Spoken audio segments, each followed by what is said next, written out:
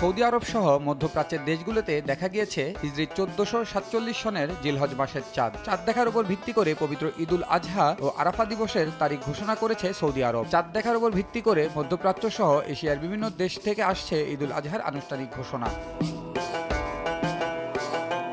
Saudi আরবের রাজকীয় চাঁদ দেখা কমিটি আনুষ্ঠানিকভাবে ঘোষণা করছে যে আগামী 27 মে বুধবার দেশটিতে পবিত্র ঈদুল আজহা উদযাপিত হবে। সেই হিসেবে 26 মে মঙ্গলবার অনুষ্ঠিত হবে পবিত্র হজ। সৌদি আরবের সঙ্গে মিল রেখে সংযুক্ত আরব আমিরাত এবং ওমান 27 মে পবিত্র ঈদুল আজহা পালনের ঘোষণা দিয়েছে। দক্ষিণ এশিয়ার দেশ পাকিস্তানের পক্ষ থেকেও 27 মে বুধবার ঈদ পালনের চূড়ান্ত ঘোষণা দেওয়া হয়েছে। মুসলিম দেশ হিসেবে মালয়েশিয়া, ইন্দোনেশিয়া ও তুরস্কেও আগামী 27 মে বুধবার পবিত্র ঈদুল আজহা উদযাপনের সিদ্ধান্ত হয়েছে। এছাড়া তিউনিসিয়াও একই দিনে ঈদ পালন করবে।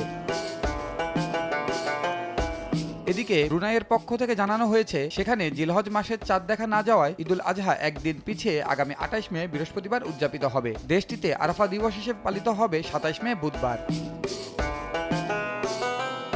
সাধারণত সৌদি আরবের চাঁদ দেখার একদিন পর বাংলাদেশে ঈদুল আজহা পালিত হয়, তবে বাংলাদেশের জাতীয় চাঁদ দেখা কমিটির চূড়ান্ত কোনো ঘোষণা আসেনি। চাঁদ দেখা সাপেক্ষে আগামী 28 মে বাংলাদেশে পবিত্র ঈদুল আজহা পালিত হওয়ার সম্ভাবনা রয়েছে। জুবাইর আহমদ, নিউজ ডেস্ক, দেশ টিভি।